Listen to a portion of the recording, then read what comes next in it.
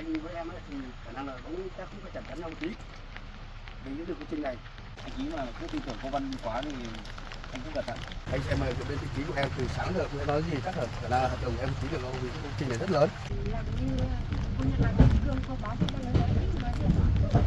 Em quen anh Chí à? Em có quen anh Chí mà. Anh Chí này cũng không phải đơn giản, anh ấy cũng là người khá là nham hiểm.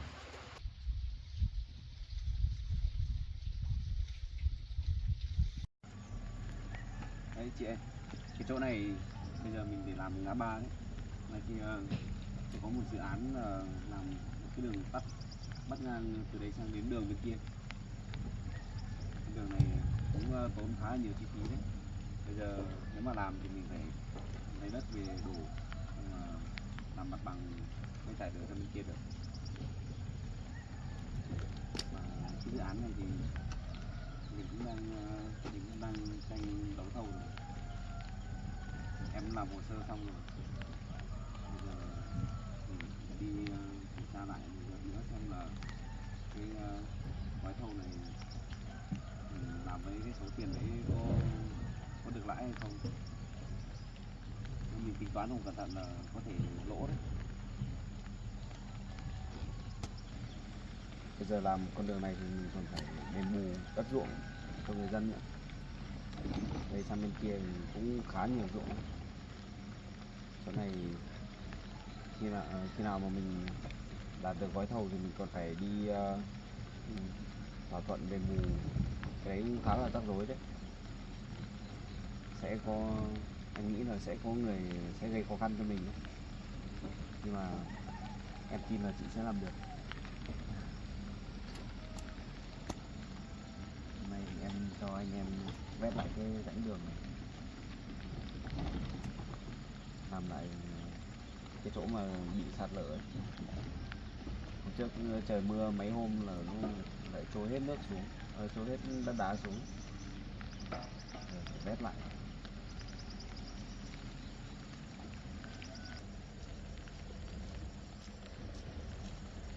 Thì đoán là con đường này sẽ phải mất bao nhiêu thời gian để làm. Có nhận đến sớm đây. Chào em nhé. Chào anh Mùi nhá. Đây như sếp của em ở đâu nhỉ? Đúng mà, sếp cũ của em đây. Nhưng mà sao em lại đi cùng anh Chí vậy? Thì đây là sếp mới của em đây. À, hóa ra là bây giờ em đi làm cho anh Chí à? Vâng. Anh cứ tưởng là em đi làm đâu. Thế hai người đi đâu đây? Em về đây xem cái công trình mới này, chuẩn bị đấu thầu cái công trình bắc đường làm từ đây sang đường bên kia này. Thế hai người đi đâu? Thế hóa ra hai người cũng đang chuẩn bị đấu thầu công trình này á? Đúng rồi. Anh cũng đang đến đây để xem công trình này. Anh xem làm gì? Anh còn mấy công trình nữa chưa làm thì anh còn xem đấy làm gì? Mà em thấy cái công trình cống cái vũng nước nhỏ kia đã xong đâu, mà tại sao bây giờ hai người lại ra đây lại muốn đấu thầu tiếp cái công trình này à? Công trình kia thì anh làm sắp xong rồi. Bây giờ đang chuẩn bị cho công trình mới đây. Nhưng mà sao hai người lại đến đấu thầu công trình này? Tại vì công trình này em đang làm dở máy. Em đang làm chỗ này, đây chỗ này em đổ để làm ngã ba đây. Bây giờ anh như hôm nay cũng về xem. Nếu mà ai đấu được thì người đấy làm. Nhưng mà công trình này em đang làm dở mà anh. Bây giờ em chỉ cần đổ tiếp đường ở đây sang bên kia là tiện hơn chứ. Sao anh lại sang đây tranh đấu thầu của em này? Em ạ, trước anh cũng ở bên kia anh cũng đổ một cái ngã ba đấy rồi. Thì hôm nay anh sang đây để xem là thứ nhất. Thứ hai nữa là cái chỗ này ấy, chắc khả năng là của em chắc có khả năng làm đền bù rất nhiều đấy. Ruộng này này. Nhưng mà cái chuyện có khả năng hay không đấy làm sao mà anh biết được. Em thừa sức làm tuyến đường này luôn. Nhưng mà bây giờ anh về đây làm cái này thì không được đâu. Trước kia anh em mình cũng đã phân chia rõ ràng rồi. Anh làm ở bên kia còn em làm bên này. Mà bây giờ anh lại về đây tranh chỗ của em này là không được. Em ạ, đó là Về đây thì hôm nay anh cũng xem cái chỗ này đấy, thì là để xem anh em mình, anh không biết chú về đây xem cái này, thì hôm nay chúng về đây thì anh em gặp nhau thì bây giờ cũng chia nhau thì không nên chia cái điều này. Rồi, giờ đấy thì em biết mà. Bây giờ ý là để xem nếu mà anh với em ấy thì khả năng là cũng chắc cũng phải chặt chắn nhau một tí để giữ được công trình này, thì để xem như thế nào để xem cứ làm thôi, làm hồ sơ hết cho mà xem em với anh có trúng thầu không. Nếu mà em trúng thì em làm, nếu mà anh trúng thì anh làm. Thôi được rồi, nếu mà anh đã nói thế thì anh em mình sẽ gọi là cạnh tranh công bằng. Nếu mà ai trúng thầu thì người đấy sẽ làm cái tuyến đường này. Rồi. Mà em nghĩ là bên anh ấy không nên thầu mấy cái công trình này đâu. Cái đường này có phải là đền bù ít đâu. Từ đây đi ra đây ra kia phải mười mấy tỷ đấy chứ. Em nghĩ là bên anh không có điều kiện để chi trả cho người ta đâu. Anh thì đi chỉ có là đi làm những cái công trình nhỏ thôi. Em không cần phải lo cái chuyện đấy cho anh đâu. Em đi làm với anh bao nhiêu lâu rồi em không biết à? Anh thừa sức để làm cái công trình này chứ. Tại sao em lại nói như vậy? Em thấy lương anh trả cho em còn trả được bằng như ông chủ mới của em đây. Anh làm sao mà có tiền bằng ông chủ của em được? Hôm nay đây hai đứa bọn em đi ô tô qua đây cơ mà, có phải như lúc đi làm với anh đâu. Đi làm với anh nhá, đi xe máy, đi xe ca tàn. Nắng mưa thì cứ phải là đội mưa đội nắng đi. Thế em nghĩ là anh không có tiền để đấu thầu cái đường này đâu. Mà trong khi đó ấy, em mà không theo cái hôn ước đấy ấy, em còn lâu mới làm với anh ấy. Làm với anh bao nhiêu năm này, cuối cùng lại bị anh đuổi việc. May còn có ông sếp của em nhận em làm đấy. Thì anh nói với em thế này, vì công trình này thì chắc là em chắc có khả năng để làm, nên là em cứ nuôi để cho anh làm. Không được đâu. Anh bây giờ còn chưa đấu thầu mà, làm sao mà biết anh trúng thầu hay là em trúng thầu được. Anh không nên nói trước như vậy đâu. Còn chỗ cô Vân ấy, anh làm việc với cô Vân thì anh cũng nên cẩn thận. Cô Vân làm việc không ra gì đâu anh ạ. Nếu mà anh tin tưởng cô Vân như thế thì anh nghĩ chắc sau này anh sẽ phải chịu hậu quả đấy. Sao lại bảo không ra gì? Em làm với anh đổ bao nhiêu công sức vào công trình của anh, cuối cùng em được cái gì? Có ông sếp của em ở đây, anh cứ nói cái gì nhiều nhỉ? Anh làm với cô Nhật thì anh cứ làm đi. Anh soi mói đến em làm gì nữa? Kiểu gì em cũng bị anh đuổi việc rồi mà. Cái này là anh chỉ nhắc nhở anh ký thôi. Anh ký mà cứ tin tưởng cô Vân quá thì anh cứ cẩn thận. Có ngày anh sẽ phải chịu thiệt hại đấy. Em ạ, có nghĩa là thì anh cũng không biết là bọn em với cô Vân ấy thì không biết nếu bọn em làm của em phù hợp ấy thì để làm với anh thì rất là hợp với anh hơn, thì cái đấy là việc của anh. Vâng, chuyện về nhân sự của anh thì em cũng không can thiệp vào làm gì. Cái đấy thì em chỉ nhắc nhở anh một chút vậy thôi. Anh có nghe không thì tùy anh. Còn về cái gói thầu này ấy, thì anh em mình cứ đấu thầu. Nếu mà ai may mắn thì trúng thầu thì đấy là cái điều may mắn của người đấy thôi. Cái đấy thì anh em mình cứ về đây rồi ra ngoài để xem sau này anh em mình ai được cái đấy thôi, cũng là cũng mừng thôi em hiểu không? Rất là vui là nếu mà em trúng được thì em là ok, nếu mà anh trúng được thì thôi anh em mình nó là rất bình đẳng phải không?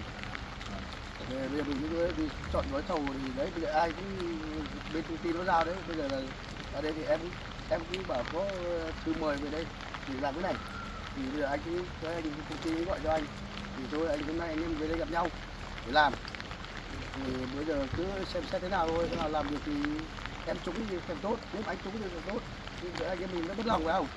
Chú công trình chú rất nhiều rồi, công trình chú ấy không phải ít đâu, nhưng mà anh cũng có, nhưng mà anh còn ăn loại to đâu, bé anh cứ làm không? Đấy, anh nghe thấy gì chưa? Anh tốt nhất là đi chọn mấy cái công trình nhỏ nhỏ thôi. Em thấy công trình này không lớn đấy, nên em nghĩ là còn không có điều kiện để làm ấy. Anh cứ yên tâm nhá. Anh cứ vào cái công trình này cho em đi. Cái gói thầu này chắc chắn em sẽ dành lại được cho anh thôi. Bên anh Mùi thì làm gì có điều kiện. Chưa chắc đâu cô Vân ạ. Bây giờ chưa đến lúc đấu thầu thì chưa biết được đâu. Cô nói chắc chắn như vậy cũng chưa biết được. Em nói chắc chắn với anh luôn mà. Có cái gì mà em không làm được. Chẳng qua là thời gian qua em làm với anh không được anh không nhận công sức của em thôi chứ. Chắc chắn là cái gói thầu này sẽ thuộc về bên anh ký rồi đấy. Bởi vì bên anh thì có ai đâu. Có mỗi một cô thư ký nói không biết nói. Xong là cái gì cũng phải để anh ra mặt nữa. Có như trước kia là em làm với anh đâu. Cái gì cũng để em đi, em giải quyết công việc cho anh. Chứ đằng này em thấy anh bận rộn lắm ý. Mấy ngày thôi em không gặp anh, thấy anh gầy cả người đi rồi. Đây cô không phải lo cho tôi đâu. Tôi với chị Nhật làm dư sức làm công trình này. Còn về nhân lực các thứ thì tôi nếu mà kể cả thiếu tôi sẽ tuyển thêm người. Chả vấn đề gì cả. Thế anh bảo là anh tuyển thêm người đấy, có thấy tuyển ai đâu. Vẫn đưa các cô thư ký công đi theo đây. Đấy là tôi chưa tuyển được, chưa tìm được người thích hợp thôi. Tôi đang chọn lọc để không phải tuyển trúng một người như cô nữa. Để sau này phải hối hận. Là còn chọn lọc cơ. Em nghĩ anh còn trả tuyển được một cô thư ký nào nên hồn mà trong khi đó máy móc của anh ấy thì thiếu. Có những lúc phải lấy người đi mà xúc đất cơ. Làm ở bên anh ký có cần như thế đâu. Máy móc có đủ hết rồi. Công nhân nó chỉ việc điều khiển máy thôi. Bây giờ có những công việc mà máy móc không thể làm được, vẫn cần phải có công nhân làm chứ. Đâu phải là cái gì cũng lôi máy móc ra làm đâu. Mà máy móc của tôi ấy thì cũng giàn trải nhiều công trình, chứ không phải là ở một chỗ. Nếu mà khi nào mà trúng thầu công trình này tôi sẽ tập trung máy móc về đây làm, dư sức làm cái chỗ này. Nên là cô không phải lo cho công trình của tôi đâu. Anh nghĩ công trình nào cũng nhận. Cứ làm xong là bỏ dở đấy, làm đã xong đâu. Bây giờ lại về đây đấu thầu cái công trình này để làm cái gì? Tốt nhất là anh nên rút lui đi. Em nghĩ là anh không làm được đâu. Mấy công trình kia của tôi thì cũng sắp hoàn thiện hết rồi. Kể cả công trình kè đường bên kia cũng sắp xong rồi. Bây giờ nếu mà trúng thầu công trình này thì tôi sẽ đưa máy móc các thứ về đây, đưa nhân công về đây làm trong vòng chỗ tuyến đường này chắc mất tầm khoảng 1 tháng thôi là xong. Chả có vấn đề gì cả. Em nghĩ đã còn mấy năm chưa xong mà. Cái công trình kè đường dưới kia mới có một đoạn vé thôi, 15 mét chứ mấy. Làm hẳn 1 tuần chưa xong. Em đi qua mấy lần luôn xích ngã đấy. Nhưng em á, nếu mà em ở đây làm với anh á, giao cho em chỉ 2 ngày là xong rồi. Nhưng phải đôn đốc người ta làm cho nhanh chứ. Đường dân người ta đi lại đông người, ô tô, xe máy các kiểu. Chứ có phải là đường ở đâu, ở trên rừng đâu mà.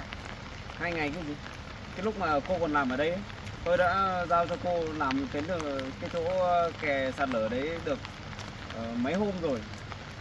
Còn chưa đào xong cái móng. Bây giờ tôi cho người khác vào làm thay đấy. Bây giờ sắp hoàn thiện rồi. Ai bảo lúc Nhanh kia, hơn lúc cô làm nhiều. ai bảo lúc kia anh không quan tâm em đi. Cứ theo cái cô Nhật này làm cái gì. Thì cô Nhật giỏi rồi. Em giao cho cô Nhật làm đây. Thế mà làm mãi chả thấy xong. Mấy giờ cũng làm nhanh hơn cô là được. Đúng rồi ạ. Bên chú chắc khả năng không làm được đâu. Vì anh thấy là bên chú thấy yếu kém lắm. Vì chú vừa chuyển những cái tiền phí ấy thì thấy là câm nữa. Chắc khả năng đi ký hợp đồng, chắc khả năng đi biết ký điều gì ấy, hay xem ấy. Thì xem nó là chú anh em mới chú bây giờ anh em mình nói cho nhanh. Thì bây giờ chú để anh làm. Thì có gì anh em mình bảo nhau để anh cắt chỗ chia cho chú một tí.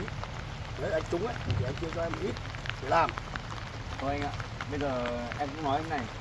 Bây giờ mình cứ cạnh tranh công bằng. Nếu mà ai trúng thầu thì người đấy làm. Ok, đấy như thế Đấy, được.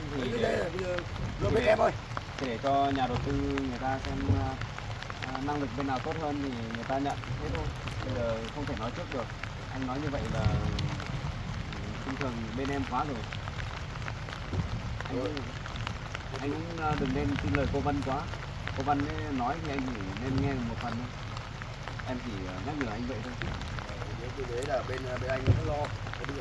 Bên với chú làm không thấy được việc thì sao bên anh thấy làm cũng được đấy chú ạ. Thì đấy cái công trình viết là thấy cũng nhận được.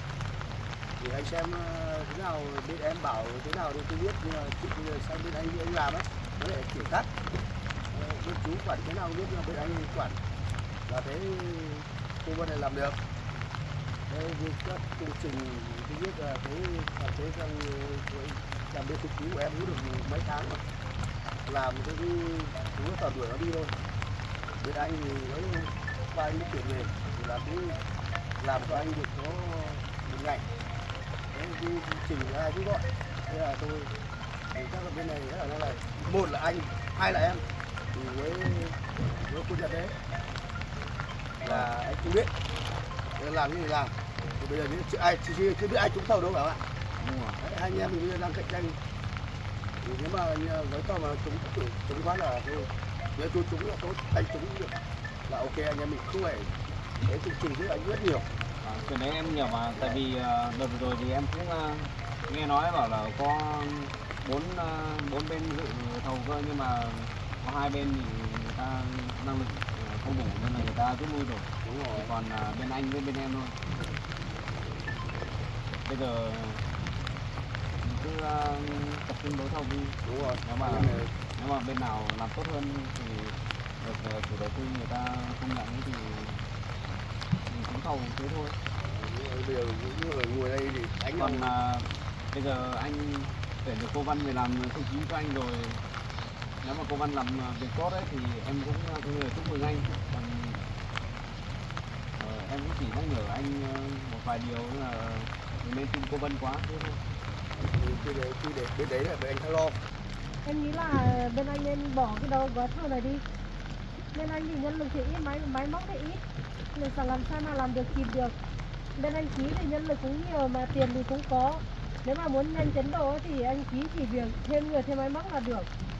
Em thấy anh làm cái công trình này cũng lâu lắm rồi đấy, gần nửa năm nay rồi chưa thấy làm xong. Cái đấy là chuyện của anh. Còn làm tốc độ nhanh thì cũng chưa chắc đã đi đôi với chất lượng. Bây giờ bên anh làm ưu tiên chất lượng lên hàng đầu, nên là các chủ đầu tư người ta cũng rất là tin tưởng. Chất lượng cái gì? Nhân lực yếu kém, máy móc yếu kém thì anh nói luôn đi. Phải đặt chất lượng. Mình cứ cho đủ maxi các thứ rồi là đủ chiều dày, độ dày là được. Chất lượng với cả chất lượng. Nhưng mà ít ra cũng phải có một người làm việc cẩn thận, như kiểu cô Vân trước kia làm đây ấy, bảo đi đo đạc có đo cẩn thận đâu, xong rồi về tính toán vật liệu các thứ sai lệch hết, làm anh thất thoát mất bao nhiêu tiền đấy, xong rồi chất lượng cũng chả đâu ở đâu nữa. Em cứ tự nhận là mình làm tốt lắm, xem kết quả của em làm. Thì một phần cũng là do cô Nhật mà. Cô Nhật công việc thì bỏ giờ làm không ra làm. Em toàn đi làm thầu nên là công việc của em không làm xong đây. Không phải là em không làm tốt đâu. Thế em bảo là việc của chị Nhật dễ lắm cơ mà. Làm không làm ở 1-2 ngày xin nghỉ, 2-3 ngày xin nghỉ. Em làm đây làm còng lưng cho cô Nhật luôn. Cuối cùng em được cái gì? Quay ra anh rồi bây giờ đây, đi theo tình yêu đích thực rồi đây. Tiền tài chả có, danh phận không có. Em đây này có mọi thứ anh này không thích. Bây giờ quay ra đuổi việc em. Thôi, không cần phải nói nhiều đâu. Bây giờ đuổi là đuổi. Đuổi thì đuổi, em miễn tiếp gì đâu. Đâu chả là việc. Làm với anh Chí còn hơn là làm với anh ý. Nếu mà cô cảm thấy làm bên đấy tốt hơn thì cô cứ làm bên đấy đi, tôi có nói gì đâu. Tôi có muốn cô quay lại đây làm đâu. Thế từ nãy anh cứ ý kiến nhiều làm gì? Như bông thích làm gì? Anh đã không dùng người rồi, không còn đến em rồi thì thôi chứ. Mà chả nhắc mới chả nhở. Thôi được rồi, chuyện cô tôi không muốn nói đến nữa. Bây giờ hai người muốn xem công trình thì cứ xem đi. Anh nói này, anh cứ nói bên em ấy thì là anh xem mà bên thư ký của em từ sáng đến giờ tôi nói gì chắc là khả năng là hợp đồng em ký được không, vì cái công trình này rất lớn. Bồi thường thì đó là một câu là rất là nhiều tiền đấy. Thì chú xem thế nào tôi xếp bên chú thay em thư ký đi. Cô là các chú ký được không? Anh cũng mong cho chú được đấy. Nếu mà chú trúng thì càng tốt, nhưng mà anh trúng càng tốt. Bây giờ anh em mình về đây thì đấy hôm nay cũng chờ là được gặp nhau. Thì chờ gặp nhau thì chú cũng về xem, anh cũng về xem. Thế lần này thì để anh hai anh em mình cũng đứng từ sáng đến giờ rồi. Thì nghe bọn em bên em với cô Vân thì cãi nhau từ sáng rồi, giờ anh không biết đâu. Thì anh nói luôn anh là đấy, em này suy nghĩ của anh như này. Đấy, nó phải nói chuyện như thế thì chắc mà ra mới ký được. Thì chú với cô Vân ấy thì ngày xưa có hôn ước nhất anh không biết. Thì bây giờ để anh với chú thì nói nhanh là chú trúng thì là ok nhá. Thì bây giờ anh để anh xem bên chương trình anh nhá. Sau để có thầu xem ai trúng. Đấy, cô Nhật đấy, thấy chưa? Chúng tôi 3 người nói từ sáng đến giờ, nói hết cả mồm mà cô có nói được đâu. Cô tưởng là thầu cái con đường này mà dễ à? Từ đây ra kia biết bao nhiêu hộ dân không? Ít nhất cũng phải khoảng 50 hộ dân. Ruộng của người ta thì ít nữa. Mình phải đi vận động người ta kiểu gì mà người ta để cho mình thầu được cái khu này để mình đền bù được cơ. Chứ không nhẽ mình cứ đổ đất vào xong làm à? Này nhá, cô Vân nhá, cô đừng có mà nói chị Nhật thế nhá. Đấy em cứ nói cái cô Nhật một tí là anh bánh chằm chặt đấy. Chúng ta làm khổ anh thôi mà. Có thể nói được cái gì đâu. Còn về anh Ký ấy, vấn đề nhân sự của em thì em sẽ tự quản lý, anh không cần phải lo cho em đâu. Chị Nhật làm việc rất là tốt, chẳng qua là chị ấy không nói được thôi. Đó. Ôi, Chị không phải quan tâm lời khác nói đâu nhé. Chị kệ người ta ra đi. đây nào.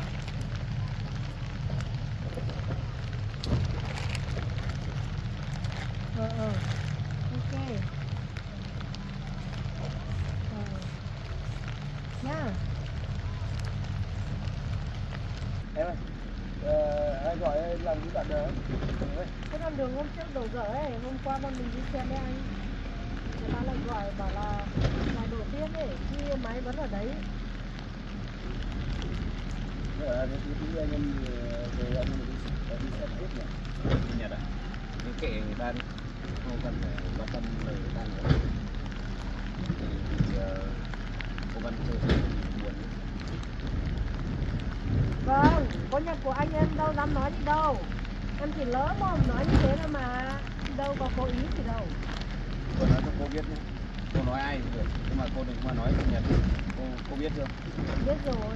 Tất cả từ bây giờ ấy, cô cũng đừng mà lên nhà chị Nhật để làm phiền chị ấy nữa.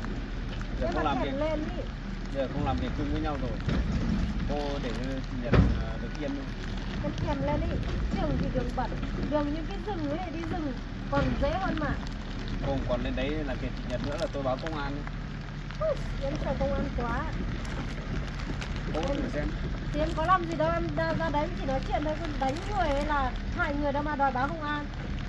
Anh bảo vệ cô Nhật cũng vừa vừa thôi chứ. Nhưng mà cô lên nhà người ta gây rối như thế. Gây là rối đúng gì? không? Em hôm qua em đi ra đấy tìm anh thôi.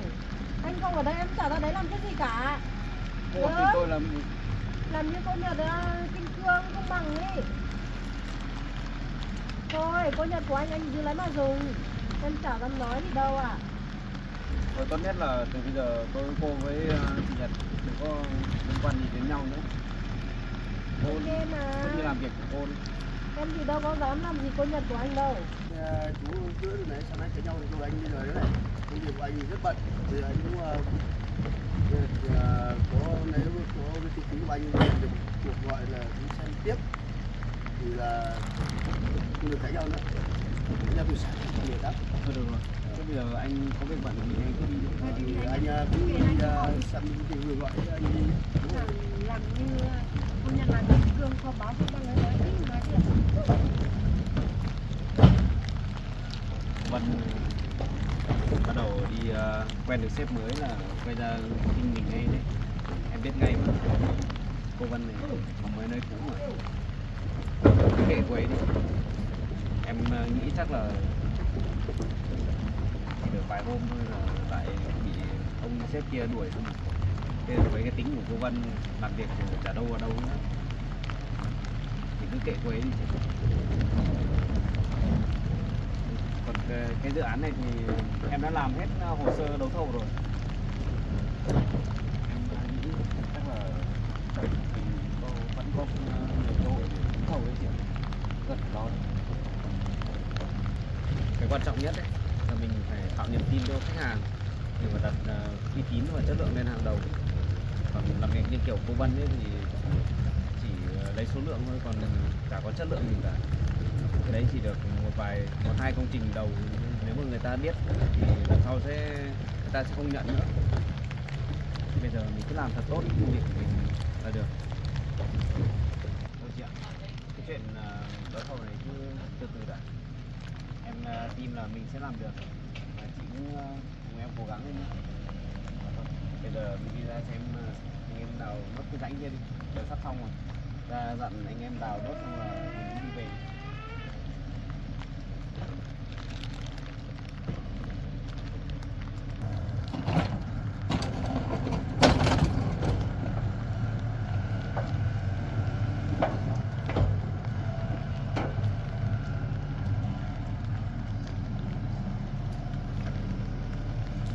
quét như thế là ok rồi. Còn quét xuống sâu như này là cắt đóng bê tông lên là được.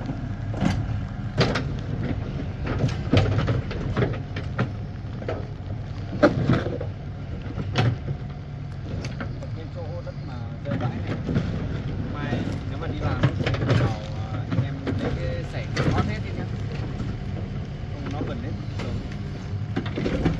Mình làm đến đâu cái sạch đến đấy, làm mới dễ. Cái chỗ này hôm trước đào hết lên rồi, bây giờ nó lại bị sạt lở xuống, giờ phải đào lại này.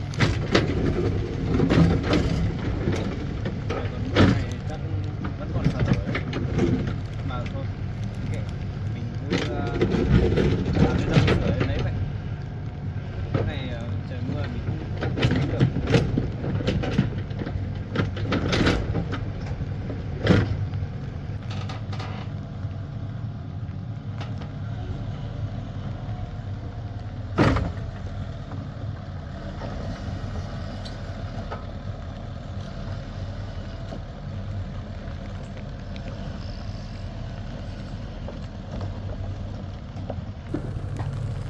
Cái này bây giờ vét lại như này là khi nào trời nắng nó cho đổ lắp bê tông rãnh luôn được.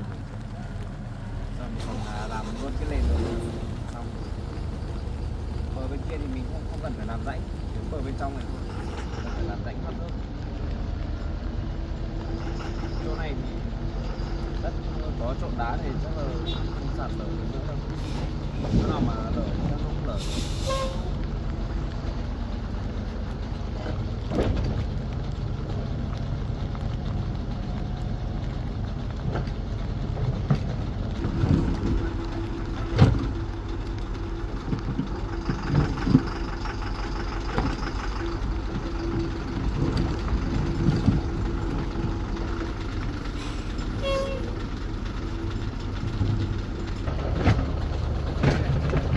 Bây giờ còn mấy mét nữa là xong rồi.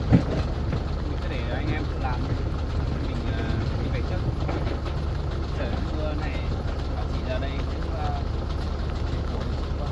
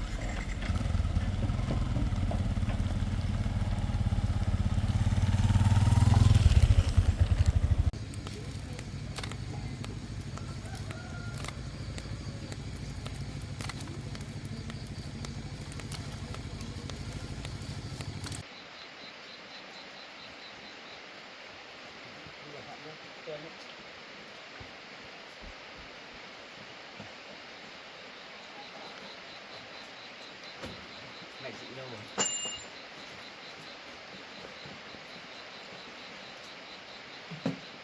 Mẹ chị đâu rồi? Đi nhà.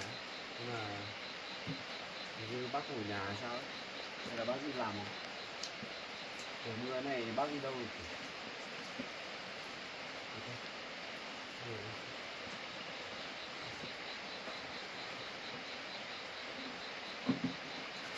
Chị ơi hết áo rồi.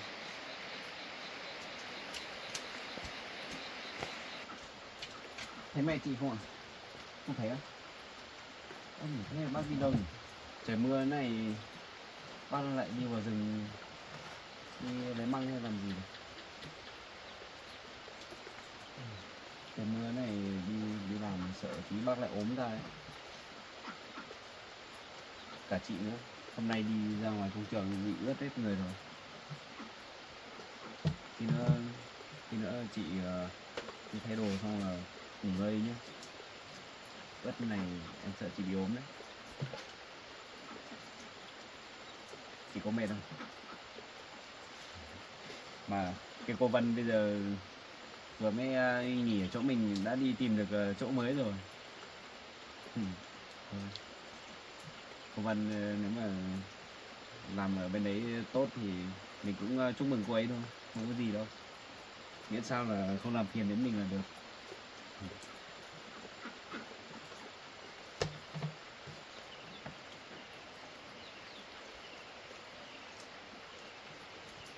Đấy, con vịt ăn xong lại chạy đến đây rồi. Trời mưa, đi ra tắm mưa đâu. Dạ. Em quen anh Ký à? À, em có quen anh Ký mà. Trước kia em cũng quen biết anh Ký, cũng làm việc với nhau một vài lần, nhưng mà do anh em không hợp nhau nên là cũng thôi không làm việc với nhau nữa. Anh Ký bây giờ cũng đi thầu các công trình làm đường xá cầu cống các thứ để cho anh Ký, thì con người anh Ký cũng không được đàng hoàng cho lắm đâu. Phải qua là anh ấy mới quen cô Vân nên là cứ làm như kiểu là lịch sự lắm vậy thôi, chứ còn thật sự thì anh Ký cũng khá là nham hiểm đấy. Vì em làm việc với anh Ký rồi em biết mà, nên là mình trong quá trình làm việc ấy, thì mình cũng phải cẩn thận với anh Ký. Bây giờ có thêm cả cô Vân nữa thì càng nguy hiểm nhất. Mà không phải lo đâu chị ạ, bây giờ chị em mình cùng cố gắng đạt được gói thầu này nhé. Dạ, vâng, vâng. Chị cũng cùng em cố gắng nhé, em tin là chị sẽ làm được.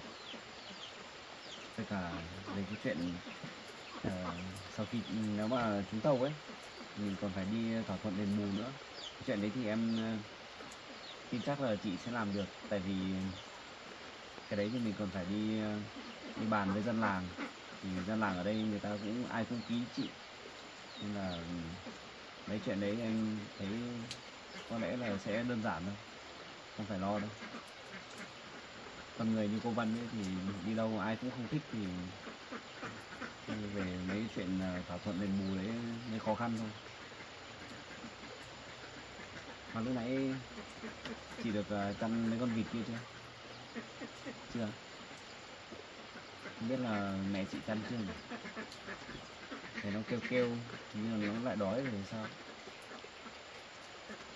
Nhà chị còn ngô kia.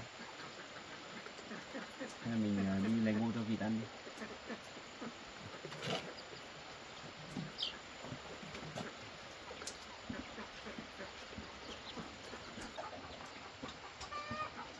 Đây chị. Nhưng mà cái này mình phải bóc ra này, tách hạt không ra. Chị ơi.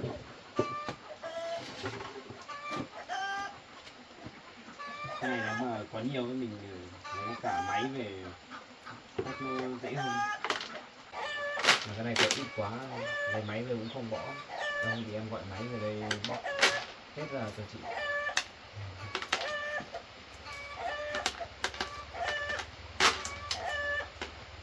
Mấy con gà nghe tiếng mình bóc hạt ngô này nó bắt đầu kêu rồi đấy, như kiểu là như một thói quen đấy. Tôi thấy sắp được ăn. Mấy con gà con này cũng mưa ướt rồi. Đi ra ngoài em phải nhớ đóng cửa nhé, không là gà nó lại vào bế mấy cái chậu hoa của mình ấy.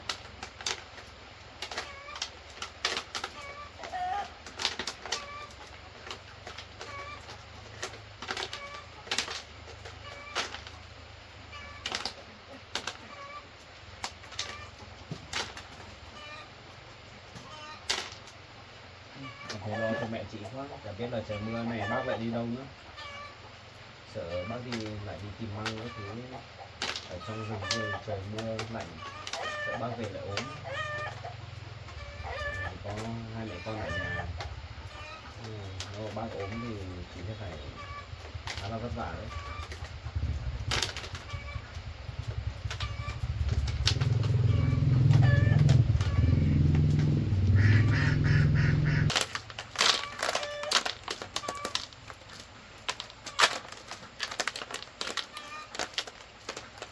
Chỉ làm cẩn thận nhá, không lại đau tay đấy.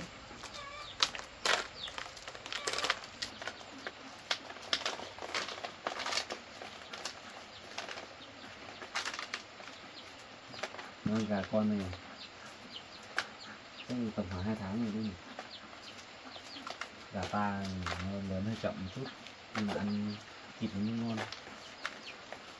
Với cả gà của mình không nuôi nhiều cám như kiểu ở ngoài kia, mình nuôi ngô nhưng mà nó không lớn nhanh được.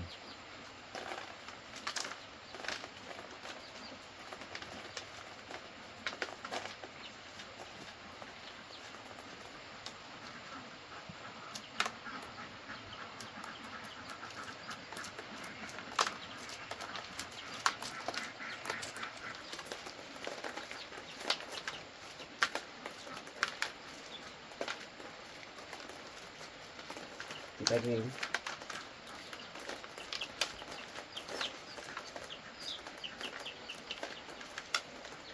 cái đàn gà con này còn mỗi 2 con rồi, đâu hết rồi.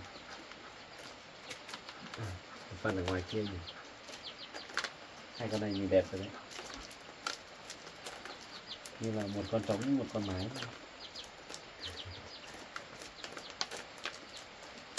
Đây để 2 con gà lớn tách ngô cho ăn này.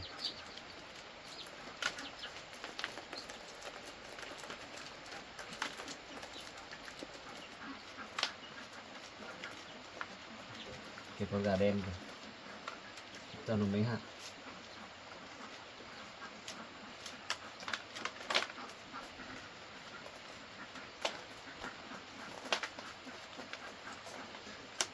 Dạo này không cần phải làm việc với cô Vân nữa, chị thấy đỡ áp lực không? Đi làm với cô Vân thì suốt ngày toàn thấy bắt nạt chị thôi. Em để ý mà. Tuy rằng có những lúc em không ở đấy nhưng mà mọi người làm đấy họ cũng bảo với em hết mà. Cô Vân làm những gì mọi người nói lại với em hết, nên là chuyện gì em cũng biết hết.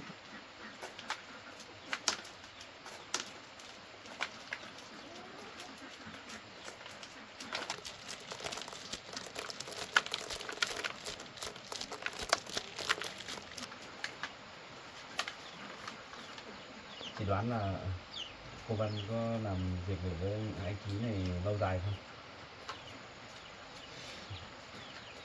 Qua cách nói chuyện chị nhìn nó cũng biết rồi đúng không?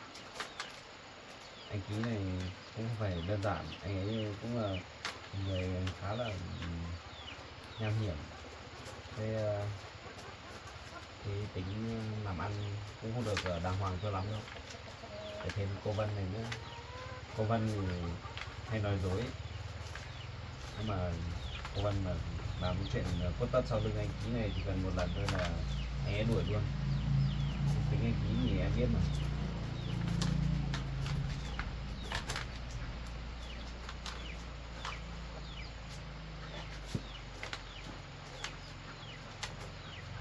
Sao thế rồi?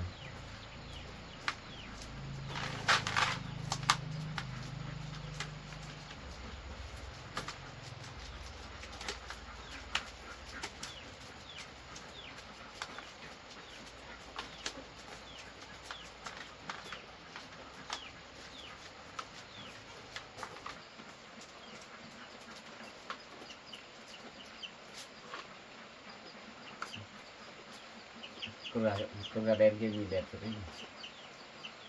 Cái đấy chị nuôi lâu chưa? Được mấy tháng rồi? Được 5 tháng rồi. 5 tháng mà lớn rồi đấy.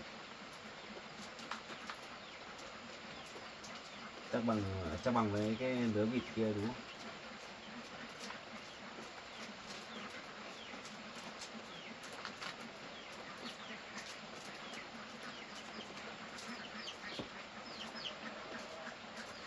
Mấy con vịt dạo này không còn đẻ quả nào đâu đúng không? Qua lưới rồi, bây giờ nó không đẻ nữa.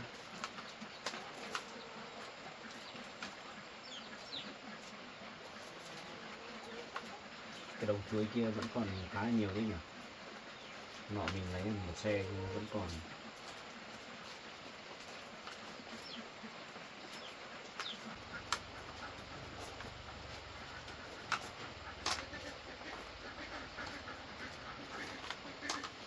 hết rồi chị.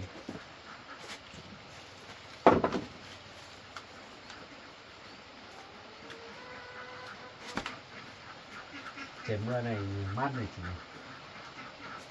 nhưng mà mấy tội hơi khó chịu một chút, bụng chỗ nào cũng ướt.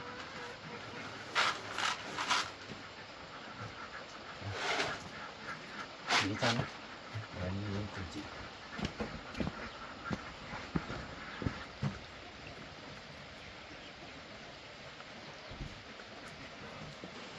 Nhìn mấy con vịt ăn thích nhỉ chị này. Có con ăn xong khát nước lại chạy ra ngoài uống nước, lại vào ăn tiếp.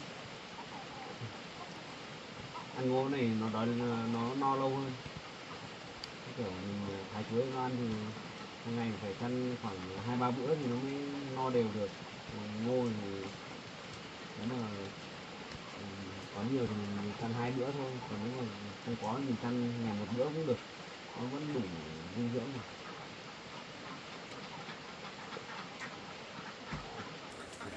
Em có cái này cho chị.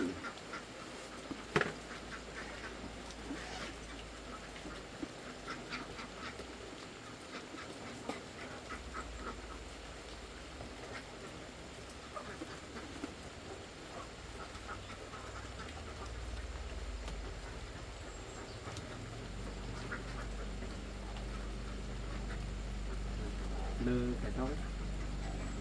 Còn lúc nãy em để ở trong túi này, mình trúng mưa một chút nên là cái tờ giấy này thì được cài lên trên có đẹp không?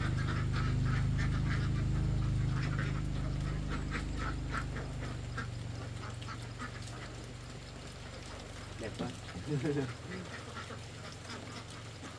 Cái này hôm qua em mới mua mà, em mua về để cho chị đấy. Chị thấy đẹp không?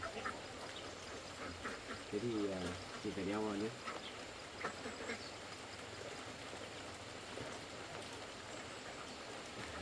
Chị phải cài vào em không này, em nói không này. Đấy, cài tóc vào như thế trông xinh xắn hơn đấy. Chị phải cài nốt cái bên này vào em xem này.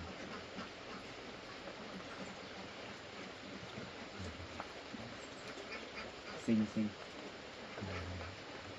Cài vào để trông xinh hơn đấy.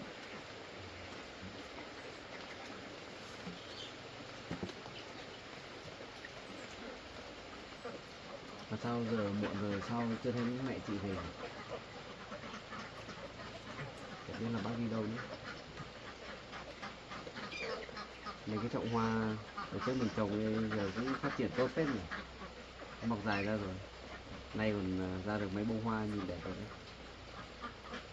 Cái này nếu mà khi nào mà nó mọc dài ra nhiều ấy thì mua thêm chậu về trồng nhiều ra chị, mới đẹp. Mấy con vịt ăn xong lại chạy hết xuống ao rồi. Hôm nay chắc là chưa có gì ăn rồi chạy lên đây chờ xem cô chủ đi bao giờ đi làm về chăn nó xong nó mới đi chơi đấy. Cả mấy con gà nữa.